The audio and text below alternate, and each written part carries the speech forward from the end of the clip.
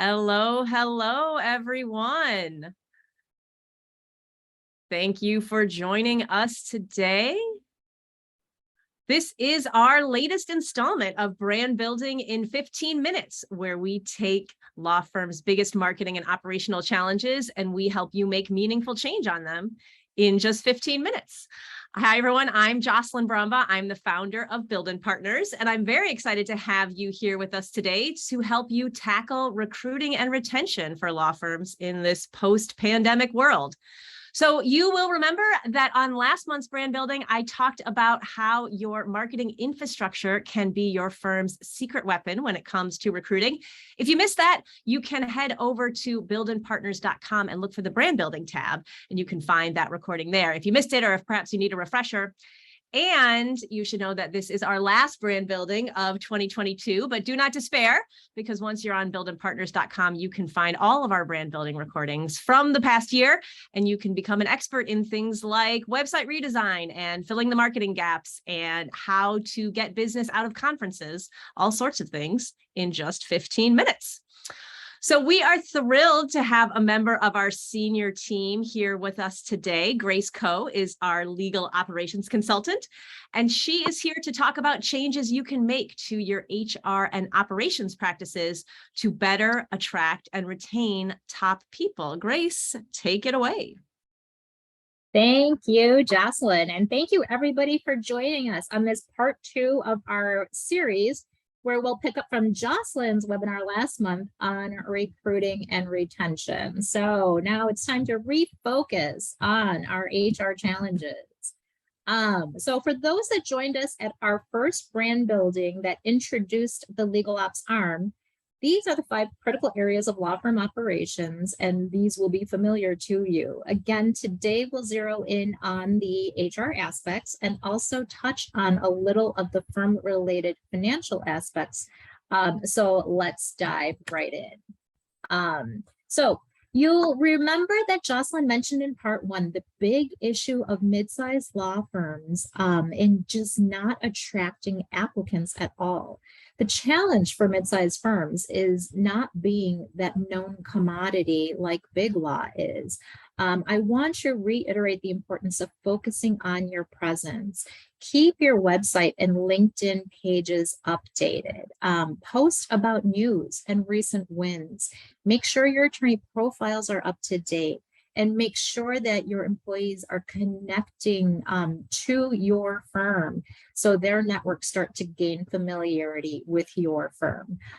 Think like a job seeker. What is important to you other than a job description, right? It's your culture, it's your successes, your wins, and it's the people that they might know there. In the fourth quarter, talent is just always more difficult to attract since people are staying at their current places of employment for year-end bonuses and just a general slowdown in the job market around the holidays. So it might be time for you to redefine what the ideal candidate looks like, right? You might need to reconcile what you want versus what you need.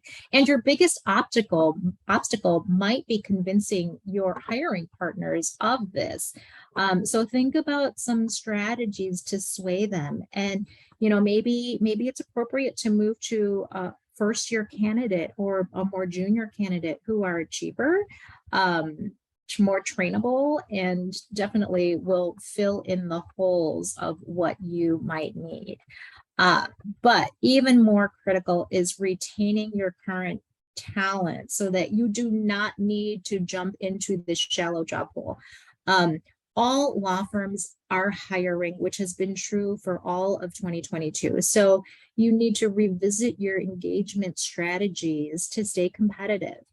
Bloomberg just released the results of its attorney workload and hours survey. They cited burnout as the biggest personal challenge that attorneys have faced in the first half of 2022. The main reason that attorneys want to stay at their current firms is for job stability. And the top reason that they leave is for better compensation. So if you're not able to increase your salaries, we previously touched on some non-monetary incentives. I think the biggest one is remote work opportunities. firms that are trying to get back to a full-time in-office scenario are having trouble because we've just lived through the past 2 years where employees and staff have proven that they are productive and able to work remotely, at least on a hybrid situation. So if you're able to continue that, you'll be more marketable. Definitely continue with the real world experience and learning opportunities. I think mid-sized firms are better able to provide those opportunities than big law is. So focus in on that strength. And pro bono time, it's incredibly important to these younger generations to give back. So if you can provide those opportunities, even better. And then again, smaller size firms are better able to add some leniency to their billable hours requirement. So just get creative. And again, we also need to find those strategies to help the attorneys better cope with stress management. Train your managers to identify the signs of burnout and act on them. We also need to find strategies to combat quiet quitting. This is a new term that refers to those employees who are putting in no more effort than absolutely necessary. So we all need to focus better on employee engagement.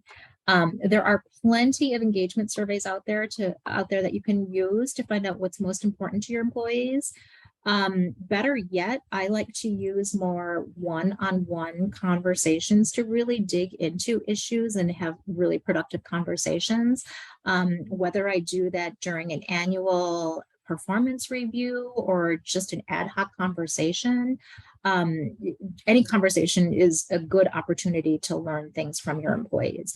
And hopefully you are conducting exit interviews when employees leave you, and you can use all these tools to identify those common threads and, more importantly, develop strategies to resolve issues, find ways to reward your high performers, and find opportunities, continue to find opportunities to connect your employees to the firm.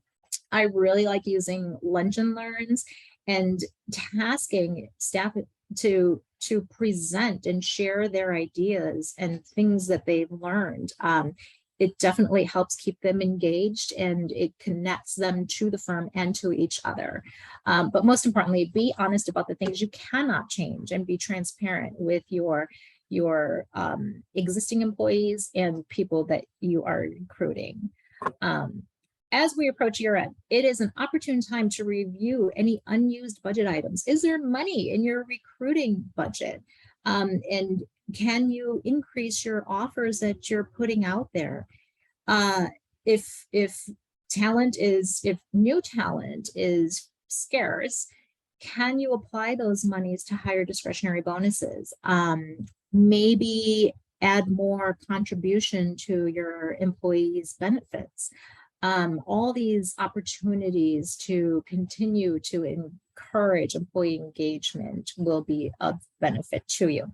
And while we're on the finance track, let me just hijack a little bit of time to quickly touch on collection efforts, because you know finance is near and dear to my heart. Start revisiting this now. Start yesterday. Use all of your available contacts, your billing partners, your client contacts, litigation management contacts, even in the e-bill system context. If you're running into technical problems, make sure you're organized to understand where your receivables are lagging and redouble your efforts there.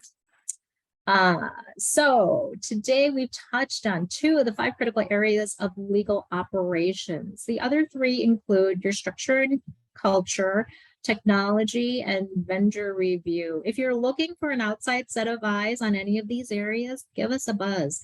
The post-COVID world has definitely brought on some novel challenges that require us all to revisit operations to better position our firms for this new normal.